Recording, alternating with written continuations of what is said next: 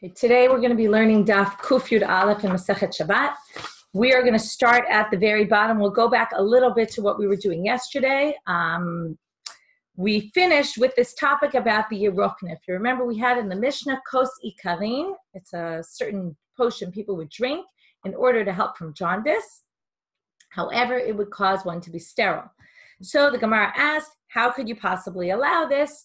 Isn't serus forbidden? Isn't it forbidden to cause someone to become sterile? So we're going to have 5 answers. You can see I organized it in the sheet. There's going to be 5 answers. We started with the first answer was you weren't intending when you drink it. You're intending to do it for medicinal purposes. You're not intending to cause it. Therefore, it's your classic davar she'eino mitkaven. And they try to prove that now you generally, by the way, I didn't really talk about this, but davar she'eino mitkaven is usually an exemption for specifically for Shabbat, not for other areas, because we've talked about this. It's Melechet Machshevet. But they prove from the Tarnagol and his Karbolet that there, what do you see? Also, davar she'eino mitkaven is allowed. They say, no, that's not possible because there it's a unique, right? That's not a regular case. That's just because he stopped being arrogant because you cut off the thing, and that's why he just doesn't engage in mating anymore. And that's why it's not actually serus. So the next Gemara answered, and this is where we ended the very last line. Second answer is Ela b'saris. Maybe it's talking about someone who was already castrated, and therefore it's not an issue. V'hama Rabbi Chia bar Abba Amar Rabbi Yochanan hakol modim b'mechametz achar mechametz shu chayav shene'amar lo te'afeh chametz lo te'aseh chametz b'mesares achar mesares shu chayav shene'amar, etc. I'm going to stop here and start explaining, and then we'll go back. Basically, there's a machloket about an animal. It's forbidden for you. Okay, let's start with basics. An animal that you bring as a sacrifice is something you sanctify, has to be holy. One of the aspects of it being, well, it doesn't have to be holy. You make it holy, but it can't have a blemish. And not only can it not have a blemish, but you can't inflict a blemish on an animal. Actually, here we're talking about a bechor. Sorry, this is about a bechor ba'al mum. Your firstborn animal, if it has a mum, normally you have to give it to the Kohen, and the Kohen has to sacrifice it. But if it has a mum, the Kohen is allowed to eat it without sacrificing it. So if you have a firstborn, has a blemish, it doesn't need to be sacrificed because it's blemished. So therefore, the Kohen can just eat it himself. Okay, it's one of the gifts they would give to the Kohanim. But if you put no one's allowed to inflict a blemish in the animal so that you'll be able to eat it, right? That's obviously forbidden. So everybody agrees, even if it already had a mum, there's a machloket there. What if it already has a mum? Can I do something that's going to be considered causing a blemish to that animal if it's already blemished? Okay, so there's a machloket tanei. But everybody agrees that's the hakol modim. Even though they argue there about the bechor and the blemish in the animal, everyone agrees that when it comes to a korban mincha is a meal offering. There were different types of meal offerings, almost all of them, except for the exception of the lachmei todah, which goes with the Thanksgiving offering. All of them were not chametz. And it's forbidden. It's kind of like a ba'al mum. The same way an animal can't be sacrificed if it has a blemish. The mincha offering, if it becomes chametz, if you leaven it, then it's forbidden to be used as to be sacrificed. So they say here, because the pasuk says, lo te'afeh chametz, v'lo te'aseh chametz, says it in 2 different verbs, they learn that, right, you can't cook it, bake it chametz, and you can't also make it chametz. Obviously, if you can't make a chametz, you can't bake a chametz. So they learn from the extra words that it must be teaching you that if you made it, you leavened it, let's say in the earlier part of the process, and then you leavened it again at the later part of the process, you're obligated for both. Even though you already leavened it, and already it's forbidden to leaven it, and you did it already, you still are not allowed to. And likewise, as you get another, it's forbidden from another lo taseh for doing it. And likewise, when it comes to mesares achar mesares, if you already did serus and now you do it again, you're going to be chayav. How do we know this? Which is basically going to prove that you can't say that the person who's drinking the kos ikarin in our Mishnah, remember, the person who drinks in our Mishnah is not allowed to do it, but he's only not allowed to do it because it's Shabbat. On a regular weekday, he can do it. You can't do it on Shabbat because it's clear you're drinking it for medicinal reasons. But if it was a regular day, the person would be allowed to drink it. That's implied from our Mishnah. So our Mishnah must have been talking about someone who's a saris already. And therefore, it's not forbidden for him. But the Gemara now says, no, mesares achar mesares is also obligated. Shenemar. How do we know this? Also from the pasuk there, which talks about all these balei mumim, all these blemishes in animals, which then they refer also, they connect this also to humans, but ma'uch v'katut v'natuch v'karut. Okay, these are all problems with the testicles of the animal. Im al karut chayav, al nituk lo kol sheken. Karut means cut a little, right? Some of it is severed, is cut off, and nituk is entirely severed. So they say, if already karut is a problem, somewhat cut off, then because it could be cut, but still attached. Natuk means not attached at all. So if you say al karut chayav, on the nituk lo kol sheken, right? If it's natuk, if it's disconnected and dismembered, then obviously you're going to be chayav. So why does it say both? El lavi nutak achar koret shu chayav. No, sorry, notek achar koret shu chayav. So if you, let's say it's cut, but it's still attached, and so basically it's already misuras, and then you detach it entirely, then you're going to be obligated. That's what it's coming to teach you. The fact that it listed it separately comes to teach you that it's still forbidden. So from here you learn that there is a problem with serus achar serus. Therefore, even if you're already misuras, you cannot drink this kosi karim. So we're still left with who's drinking this kosi karim. So we tried number one. Maybe it's a davar she'ein with kavim. We rejected that. We tried number two. Maybe it's already on someone who was already misuras. Can't be that. Ela bizaken. It must be someone who's old. And when they're old already, well, they can't have children anymore, and therefore it's not a problem to drink this kosi karim. But Hama Rabbi Yochanan, hein hichziruni lenarotai. Rabbi Yochanan says, I found some concoction that I can eat or drink, and this brings me back to my youth, meaning I can even have children at this point, meaning it doesn't matter how old you are, men can still have children, can still bear children, and therefore, right, this is like Viagra or something in the Gemara, so there you have it. And from here you see that it can't be a zaken. So answer number 4. Ela b'isha. But a woman is not chayav in Periya Rivya, having children. It's only a chiyuv on the man, although there's a machloket about it. And we'll see that in a minute. And therefore, because of that, maybe it's time about a woman. And because that, maybe there's no isur of serus for a woman. Ule Rabbi Yochanan ben Broka, right? She can tie her tubes or something, right? So something like that. There's no chiyuv. But then they say, Ule Rabbi Yochanan ben Broka tamal shnehem omer v'yerecha tamalihim v'yomer lehem pru revu.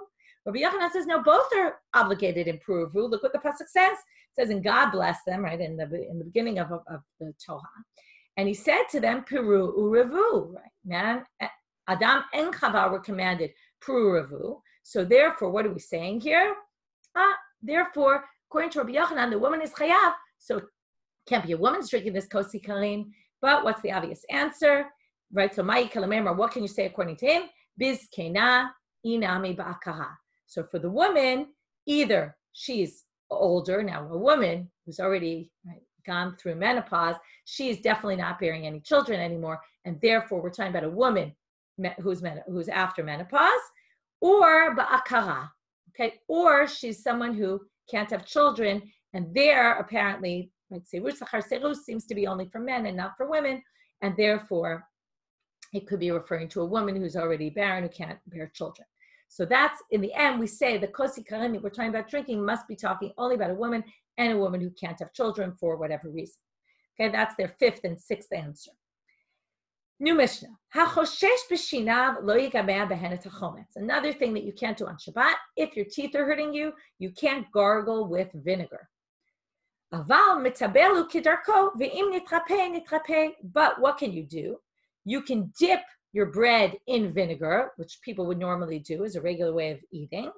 And if it helps your teeth, great, because you're doing it, as we said before, as long as you're doing it derech achila, then it's okay. Hachoshesh b'matnav lo yasuch yayin v'chometz, aval sachu et hashemen. If you have a problem with your hips, so you have pains there, you can't put wine or vinegar on there because people don't do that in any normal situation, only for medicinal purposes. But you could put oil there because people generally anoint their body, they smear oil on their bodies. But lo shemen vechid, but not specifically shemen that comes from rose oil.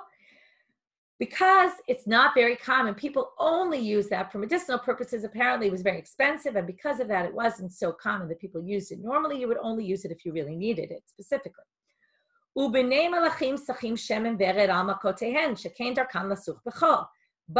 the sons of kings are allowed to use this because this is something they can put it on their wounds because they use this shemen normally. So therefore, they're allowed to use it also on Shabbat, since they use it normally for regular. This is a classic case of the wealthy people use certain things, so for them it was allowed, but for the other people it wasn't allowed. And if you remember the last time we had something like this, Rabbi Shimon said, and he said the same thing there, and this was about carrying the Shabbat. People normally carry out certain things or not, and one of the things was something only the kings use, the sons of kings use. So Rabbi Shimon Omer Kol Yisrael B'nei Melachim He. He says everybody's a B'nei Melech.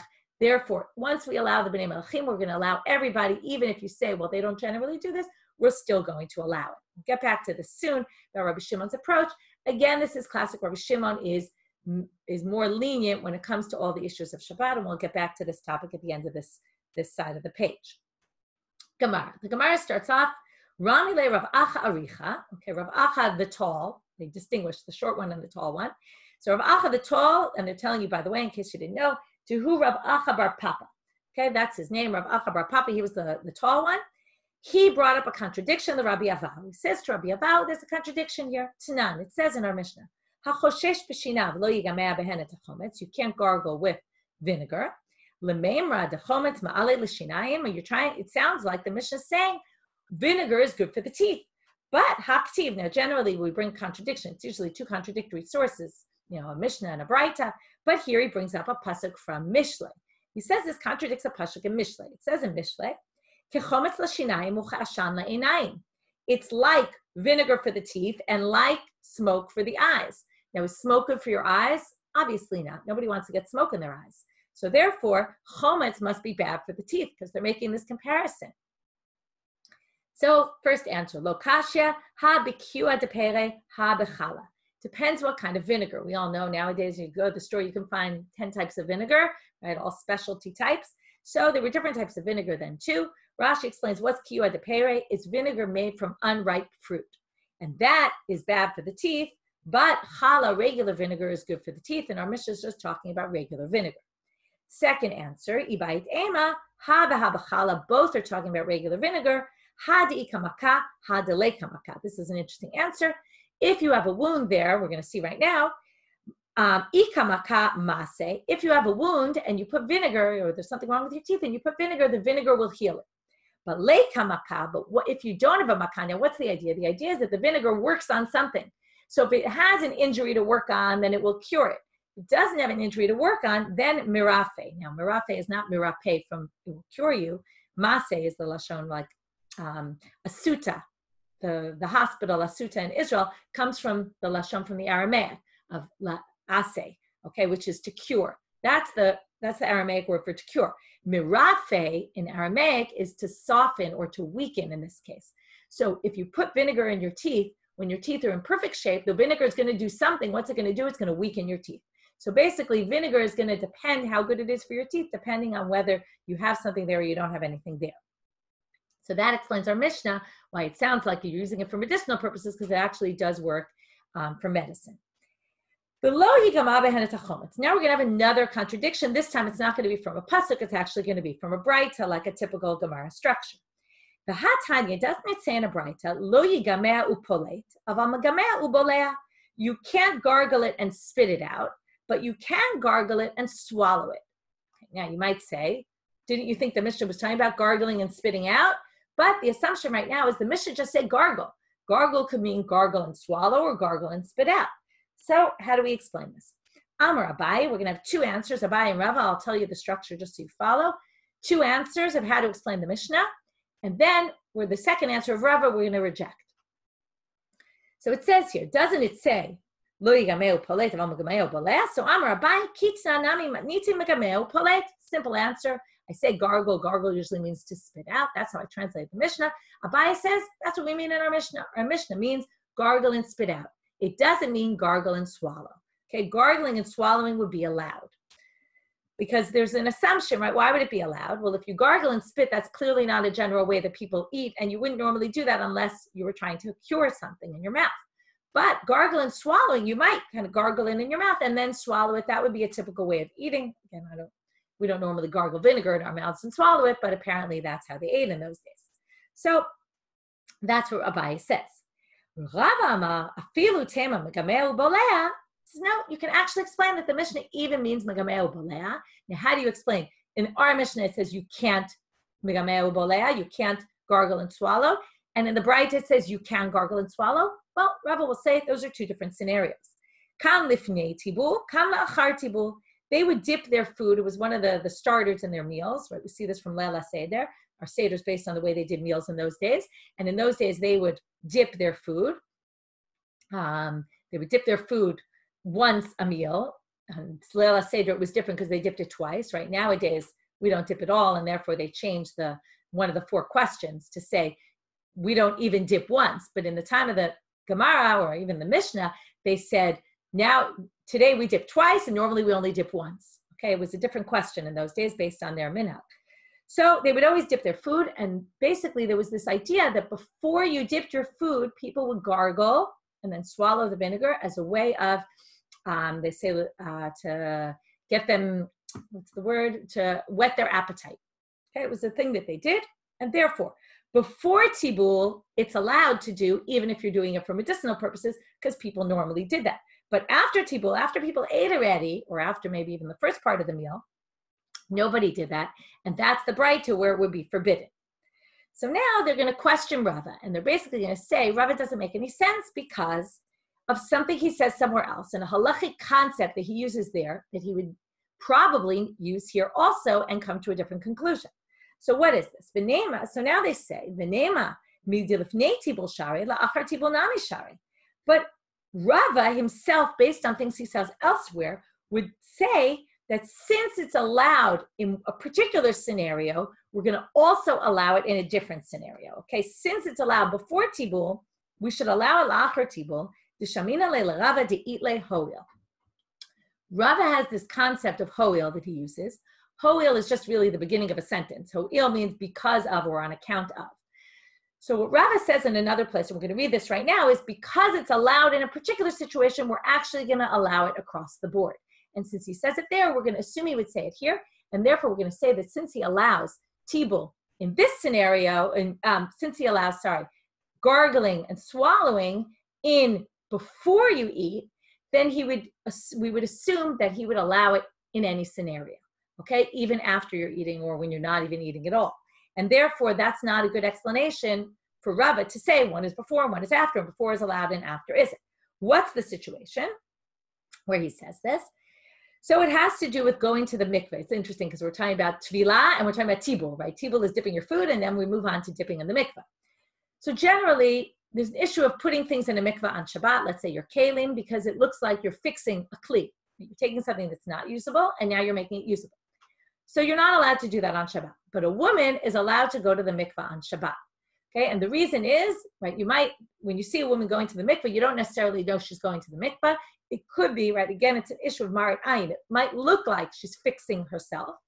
And therefore, they say those since, and remember we talked about the other day, you could theoretically dip in a body of water on Shabbat from, the Beis Halacha. Now we don't do that for various reasons. The rabbis forbade, but since one theoretically could do that, therefore, when she goes to the mikveh on Shabbat, we can assume maybe she's doing it just for ta'anug, for pleasure purposes, and therefore it doesn't look like, again, this is all the category of marit ayin and what it looks like, it doesn't look like she's going to the mikveh, and therefore they allow going to the mikveh on Shabbat. That so far isn't yet our issue, but going to the mikveh is allowed on Shabbat. Now, when wouldn't it be allowed for this reason?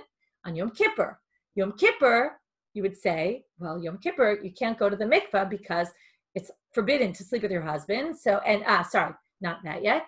It's forbidden to wash on Yom Kippur. You can't go in the water. It's one of the 5 things that are forbidden. And therefore, you would think that on Yom Kippur, it would be forbidden for her to go to the mikveh. However, comes Rava and he says, Amar Rava, late kamidi de b'Shabbat shari b'Yom Kippurim asur. There's no such thing. Yom Kippur is like Shabbat, and there's nothing that on Shabbat is forbidden, is allowed, and Yom Kippur it's forbidden. It doesn't make sense. Shabbat is the more stringent one. Therefore, ho'il de b'Shabbat share, since we allow tefillah on Shabbat, b'Yom Kippurim nami share, we're going to allow it on Yom Kippur, even though theoretically, the reason one would think to forbid it on Yom Kippur is because if someone sees her going to the mikvah, it's obvious that she's only going to the mikvah to be mitake mana, right? To correct, to purify her from her impurity. And therefore, how can we allow going to the mikvah on Yom Kippur? But they say we allow it because since it's allowed on Shabbat, we're going to allow it also on Yom Kippur.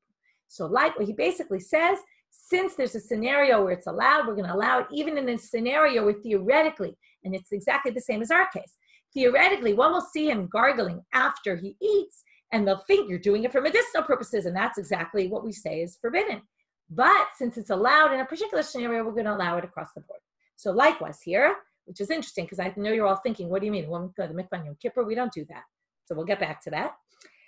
So therefore they say, so since it's allowed, right? So since he says ho'il there, he should say ho'il here. So what's the answer? Well, you're right. And therefore, hadar be Rava mehach. Rava must have changed his mind about this answer. Okay, he must have said, oh, forget it. That's not a good answer. Remember where we were. We had this contradiction between the Braita. One said, megamea ubolea is a problem. And our Mishnah seemed to apply megamea ubolea is okay. If you gargle and swallow, our Mishnah seemed to say it was a problem, and the Braita said it was okay. So Abaye just said very simply, our Mishnah is not talking about megamea ubolea. It's only talking about spitting, gargling and spitting out. It's just not referring to that scenario. Rava said, no, it is referring to that scenario. It's just talking about after your meal, you're not allowed to do it because it looks like you're doing it for medicinal purposes. And the Braita where it allowed is for non-medicinal purposes. It's when you do it before your meal where it looks like, even if you're doing it for medicinal purposes, it looks like you might be doing it for regular reason. Now we say Rava changes his mind about that because it would be allowed actually across the board. And therefore he must revert to Abaye on Abaye's explanation of our Mishnah that we're only talking about gargling and spitting out, and gargling and swallowing would actually be allowed no matter what. So the Gemara asks, if you have this contradiction with Rava, and you basically say, well, he changed his mind about that, why don't we say he changed his mind about the other thing? Maybe he changed his mind about ho'il. Maybe he doesn't hold the ho'il anymore. So the Gemara is going to say, maybe he changed his mind about the other thing, about the Yom Kippur thing. So they say, lo sal kadata, can't be because there's a Braita about it. Titania, and here it's going to even more strengthen how is it that nobody goes to the mikvah on Yom Kippur nowadays.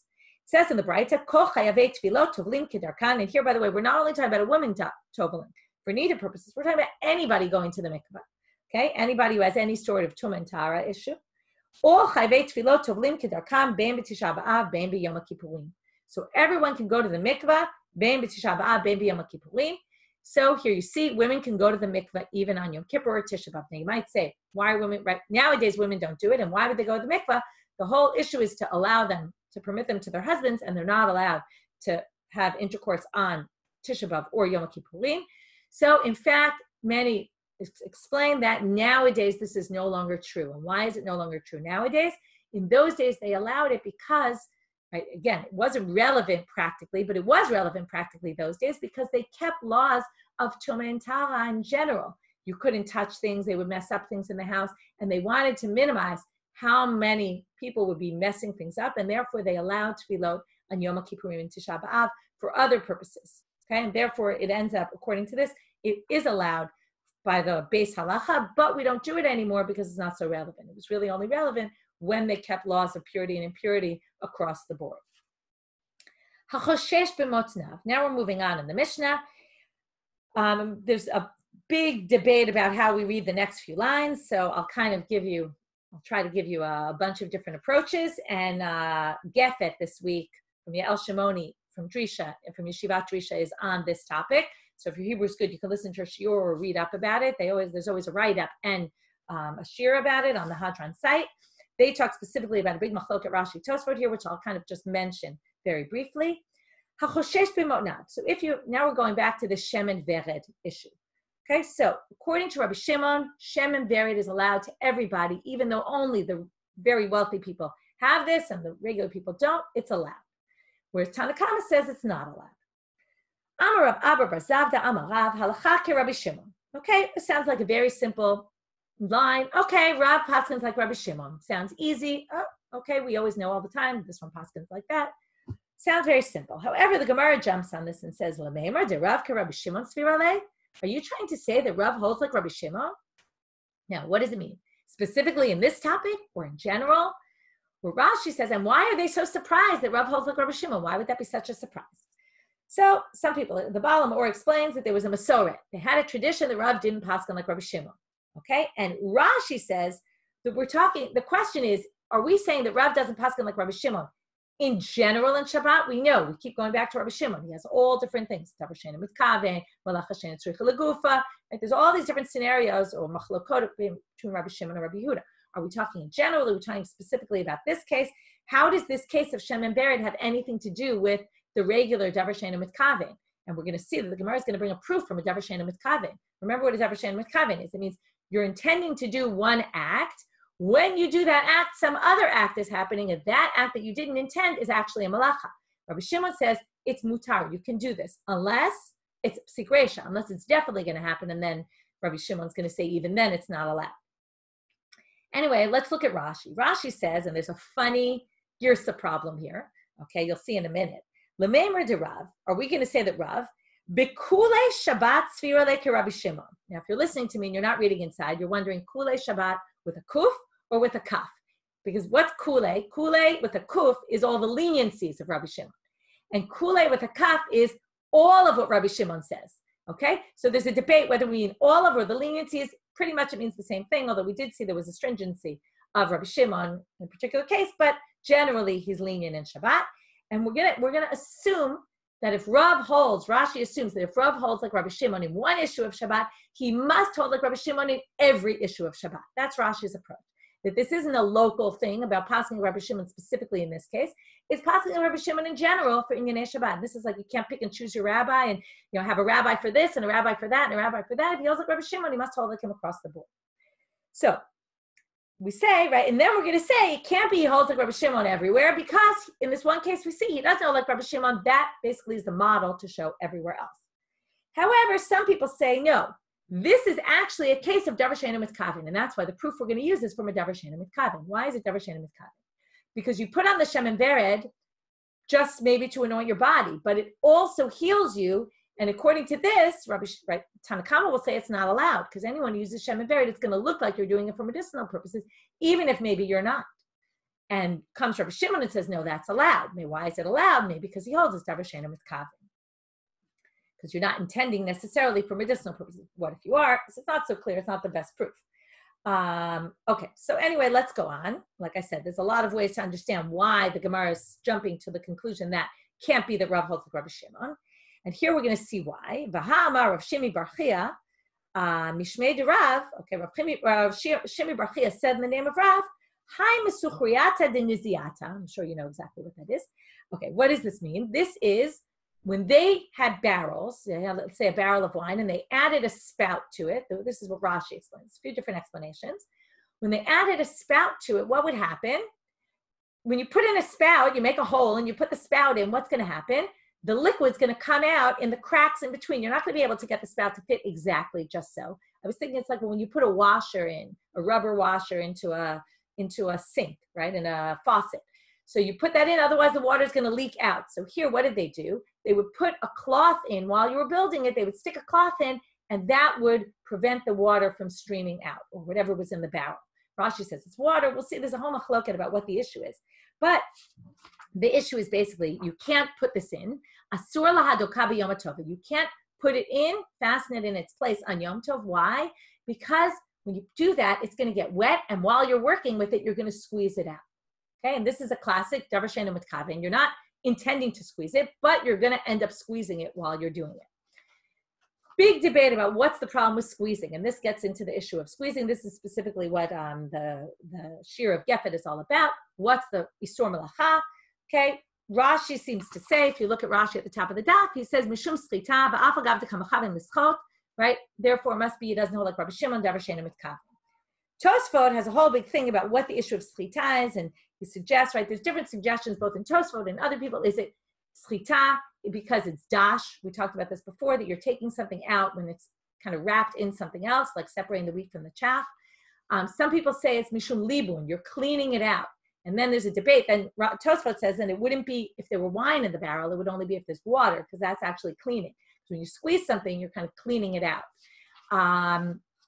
There's some people even say it's because of, there's an issue here, right? Some, I think, said bona. There's another option. There's a lot of debates about what exactly the issue is here, but we're going to move on. So basically, we're going to say, how could he hold like Rabbi Shimon in our case, if he doesn't hold like Rabbi Shimon in this case of making this faucet with the cloth there, and it's a davar she'eino mitkaven. And clearly he doesn't hold like Rabbi Shimon from there. So the Gemara's obvious answer, Ba'hi afilu Rabbi Shimon modeh. Rabbi Shimon will agree in the Beres case. Why? And by the way, there's a debate. I forgot. This is an important part of the debate. When you squeeze, is it forbidden to squeeze if you don't want the contents? Like theoretically, this case, when you squeeze, it's going li'ibud, we call it. It's going to nowhere, right? Because you're squeezing it and it's just going on the ground. So some people say that's right. That's lo nichale. It's going to be, we're going to see it's a psik resha, but it's a psik resha de lo nichale because you're just, right, it's just coming out and going nowhere. So some people say, I think it's in Tosfot, he explains it, that it's actually talking about somewhere on the top you're fastening this, in which case it's going to be squeezed into the barrel. And it'll be a case where you want it to be squeezed because in the end it goes into the barrel and it's useful for your purposes. So there's another debate within a debate. There's a lot of debates here about how to understand. But anyway, they say, Rabbi Shimon modeh Abaye v'Rav Adamar Travayu modeh Rabbi Shimon b'psik resha v'lo yamut.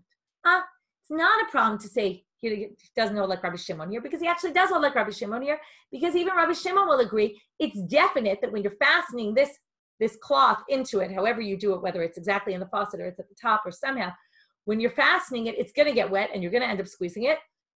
And therefore, it's a psik resha. It's definitely going to happen. Again, then it goes into, and this is part of that whole debate we saw a bunch of dapim ago about a week ago, is it lo nichale, yes nichale, or right, is that a criteria? Anyway, again, it all depends on how you read the case. But still, we're going to have a problem with Rav, because it's fine, maybe you can't learn it from this case, but we can learn it from somewhere else that Rav clearly doesn't hold like Rabbi Shimon when it comes to Hilchot Shabbat. V'hama Rav Chia bar Ashi amarav halacha ki Rabbi Yehuda. Rav Chia bar Ashi said that Rav said that we paskin like Rabbi Yehuda and not like Rabbi Shimon. And Rav Chanan bar Ami amar Shmuel halacha ki Rabbi Shimon. Rav Chanan also said, Bar Ami says in the name, he says in the name of Shmuel, halacha ki Rabbi Shimon. In other words, they're telling you that there's a tradition that Rav held like Rabbi Yehuda, Shmuel held like Rabbi Shimon. Classic, right? We have a debate, Rabbi Yehuda, Rabbi Shimon, and then the same debate continues between Rav and Shmuel. Different approaches to how do we view Shabbat. Is it going to be asur or not?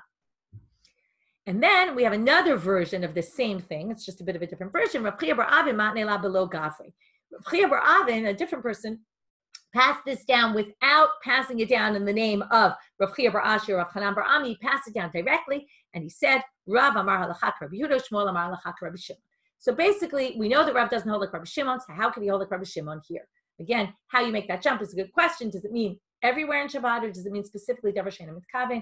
And is this oil somehow a davar she'eino mitkaven? Well, the Gemara now says, so El amar Rava, Rava brings an answer. He says, Ani v'alisha b'chabura, here's his intro to his answer. Me and the strong one in the group, Targim, now, we found an answer. Okay, he's trying to say it wasn't just me, but I was with someone else. And we allowed. So, Umanu, Rav Chia bar Avin, this is me and Rav Chia bar Avin, said, Halacha ki Rabbi Shimon v'lav mita'ameh. He paskins like Rabbi Shimon in this situation, but not for Rabbi Shimon's reasons, meaning he agrees that everyone can use Shem and Bered, but for a different reason than Rabbi Shimon, not because Rabbi Shimon thinks it's allowed because Kol Yisrael b'nei Melachim. He has a different reason. So we don't know yet what that is. So the Gemara asks, "My alachak Rabbi Shimon v'lav mitame." Unfortunately, Rava didn't tell us, so the Gemara has to figure it out. So he says, "Ilay alachak Rabbi Shimon d'share v'lav mitame." De'ilu, okay, maybe it means this. We didn't yet say what this is. De'ilu Rabbi Shimon savar maseh, Rav savar lo maseh. Maybe they disagreed about the reality of this Shem and Bered. Maybe Rav thought that Shem and Bered doesn't heal, in which case, of course you can use it because it doesn't heal. But can't be. Savar Rav, look, first of all, whenever you see ilema means if we're going to say, and they're always going to reject it. They want to say, if you say this can't be that, so process of elimination, it must be something else. V'sava Rav Lamase v'hamiti katani b'nei malachim sachim al gabei makotehem shem and beret michal demase. It seems very clear from the Mishnah itself that the b'nei malachim put this on their wounds because they also use it otherwise. So it's clear from the Mishnah that they put it on their wounds and therefore it heals. So you can't say that Rav disagrees with the simple reading of the Mishnah.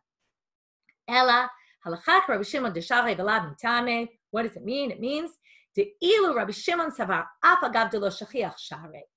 Rabbi Shimon basically says, I don't care that most people don't use this. It's still going to be allowed because it's almost like the same hoil we saw by Rabbi Meir, by the hoil of Rava. Since we allow it to the Bnei Melachim, we're going to allow it across the board. Right? He doesn't like this idea that there's some people who are treated differently, and particularly we're going to allow things to the rich and not to the poor, right? You would think the opposite. So he likes treating everything equal. So once we're allowing the Bnei Melachim, we're going to allow everyone, even though it's really uncommon. But Rav, when he says, I hold like Rabbi Shimon, he has a different reality. He says like this, only if people commonly use it am I going to allow it. If people don't commonly use it, I'm not going to allow it. And here comes the big difference. Where he lived, shachiach mishka devarda. People use this ointment, this oil, commonly where he was living. Remember, they lived in different places and in different times. Rabbi Shimon was in the Tannaitic time period in Israel. Rav is the beginning of the Amoraic time period, and he's living in Babylonia. And where he was living, people used it, right? It's very classic that there's certain things that people use there and didn't use there, and therefore his reality was that people are using this, and therefore he allowed it. And that's the reason. And with that, Hadran alach Shimon Shratzim. So Rav doesn't really hold like Rabbi Shimon in general. He happens to hold like him in this case, but because his reality was totally different and not because of any belief, not because he really thought that we hold like Rabbi Shimon. Okay? With that, we'll end. I just want to answer one question. Adina asks, does Rabbi Shimon hold that if it's nichale, it's not permitted? So in general, Rabbi Shimon holds any psik resha is forbidden, right, he'll hold that if it's a psik resha, it's forbidden. The whole debate we saw a few days ago was, does he say that's only if it's convenient for you and you want the result? Then, or is it in any case of psik resha, even if it's lo nichale? And that's a debate we saw between Tosfot and others about whether we saw the Aruch holds if it's not nicha, if it's not convenient for you, then even though it's a psik resha, Rabbi Shimon is going to say it's still right. Sorry, I got confused with my wording. Rabbi Shimon will say if it's not good for you, even though it's definitely going to happen, we're still going to allow it. And according to the Aruch's reading. But if it's good for you and it's definitely going to happen, then it's forbidden. That's the classic interpretation. Tosfot has a different way of reading it. That's the Tosfot we read. If you want to learn more about it, again, look at Gefet. Gefet last week was all about that, where Chana Dreyfus talks specifically about this, that whole machloket, Aruch and Tosfot, about Aruch was this early dictionary from the 1100s, and also as commentary within the dictionary. Anyway, there's a big debate between them about what Rabbi Shimon would say in a lo nichale. For sure, in a nichale, he's going to say it's forbidden, because that's the whole thing of psik resha v'lo yamut, that Abaye and Rava, de Amar Travayu, mo de Rabbi Shimon psik resha. Okay, he agrees in a psik resha case. The question is he agree in every psik resha case? Everyone agrees he has exceptions. The question is, what are the exceptions? Is it nicha lo nicha, or might it be something else? Okay, starting with the new parak now. Elu ksharim shechayavim alehem. Now we're going to talk about knots. What kind of knots are forbidden? Okay, first the big question is, what kind of knots were they tying in the time of the Mishkan? So Rashi says, if you got a tear in the curtain, then they would tie a knot to fix the tear there. Other people say, no, we're talking about something more structural. They would tie the curtains down to the ground. There were pegs in the ground, and they would tie the walls of the Mishkan to the ground. And then the question is, it has to be a kesher shel kayama. Now, what's the problem with saying that kind of kesher? It's not a kesher shel kayama, because every time they undid the Mishkan, we actually talked about this before, every time they undid the Mishkan, they untied the knots. So kesher shel kayama, we're talking something that lasts kind of forever, that you never really untie. So those who say that that's where it was done in the Mishkan say that even though you would untie them, you would only untie them when God said to untie them, when it was time to move. And they only moved al pi Hashem. So because of that, it's considered a kesher shel kayama, because you would never untie it unless you were told by God to do it. So it's an interesting approach of what it means shel kayama. So now they're going to say, these are the ones that you're chayavim, so they want to adopted, they don't have any more Mishkan. They want to say what nowadays? Kesher gamalim v'kesher asapanim. These aren't things that we commonly do, but they were things that they commonly did, which is tying a knot in the camel and tying a knot on the boat. We're going to have to see which knots exactly. We'll get to that in the Gemara. Ukashem shu chayav al kishuran, just like you're obligated for tying them, kachu chayav al heteran. If you untie them, right, you'll be obligated also because that's also a malacha. Rabbi Meir Omer, kol kesher shehu yachol latiro be'achat miyadav ein chayavin la. If you can untie it with one hand, you're not obligated for it. My kesher gamalim, the Gemara asks, the kesher sapanim, what are we talking about? There's two knots that they would make. Okay, before we read it inside, there's basically, you would make a knot around, you would tie a rope to create a ring, basically around the nose of the camel and around the bow of the boat or the front of the boat, right? You would make this ring, you would tie that, and then in there you would put a rope through and you would tie that rope to attach the camel to a pole or wherever you attach your boat to the dock. So that's what the knots were used for. So which one are we talking about? If you're talking about the knot that they knotted, keter is kesher, the tet and shin switch. Keter de katre bezamama, into the ring. The keter de katre beisterida, or the one on the ring on the boat. If you're saying it's the rope that you put through the ring that you tied, hai kesher sheina shel kayamahu. That's not long lasting because every time you dock or you move, you're going to untie that knot. Or maybe you also tie it to the anchor, right? The anchor is attached to that string. So that you undo all the time. Therefore, ela kitra dizamama gufe v'ude istricha gufe. It must be the creation of that ring. And there you would make a knot to create the ring. Rabbi Meir Omer, kol kesher. So by Rav Achdevoy, okay, the Girsa changes it, Dimin Acha. Okay, Rav Achdevoy, who was from the place Acha. Aniva le Rabbi Meir Mahu. What if you tie a bow? Tame de Rabbi Meir mishum. Now, what did Rabbi Meir say? If you can untie it with one hand, then it's not a knot. So think about a bow. You can just pull it out with one hand very easily. So do we say mishum diachol latiro ba'acham yadavhu v'hanami yachol latiro, and therefore you're not going to be obligated because you can undo it with one hand. O dilma tama de Rabbi Meir mishum de lo mahadek v'ha mahadek. However, a bow is very tight, so maybe he would think when you can undo it with one hand, it's usually a very loose knot. That you can undo with one hand. But a bow is very tight. So even though you can undo it with one hand because you can pull the string and the whole thing will come apart, but theoretically it's a very solid knot until you pull it out. Right? It's a good question, but is it solid or not? It's exactly his question. And of course, the Gemara answers Teku, we don't have an answer. New Mishnah.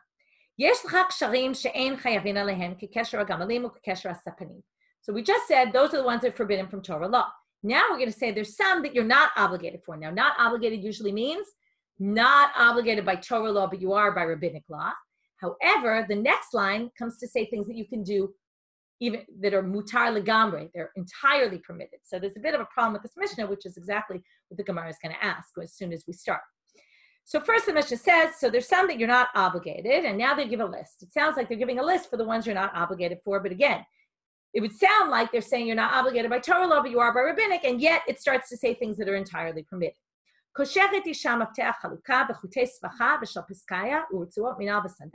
a woman can tie her belt, okay, or it's like the opening of her belt. She can tie her belt. She can tie the knots in her hairnet. Shel piskaya, Rashi says this is a girdle. Ritzuot minal v'sandal, on her shoes she can tie her shoes. V'nodot yayin v'shemen. You had these flasks where you would tie the top of them shut so they wouldn't spill. K'terah shel basar, in the lack of aluminum foil, they must have had some solution that they would cover and they would tie around the top of them to make sure things don't fall out. I was thinking certainly the parks around Israel, they put these, I don't know what they do in America, I'm not there, but they've been putting these strips around the park so people can't go in. So likewise here, they would tie these strips, blockings, so that the animal, something to block the animals from leaving. Obviously the ones in the parks really don't block, but they obviously would tie something much more significant for the animals not to go out.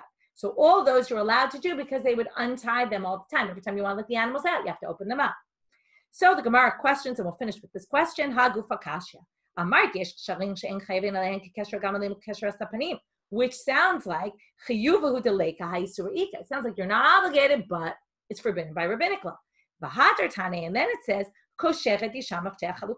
which sounds like he kosheret, she can tie, which sounds like it's entirely permitted. So how are we going to explain this? You'll have to wait till tomorrow. Okay, we'll pick up from here tomorrow. Have a good day, everybody.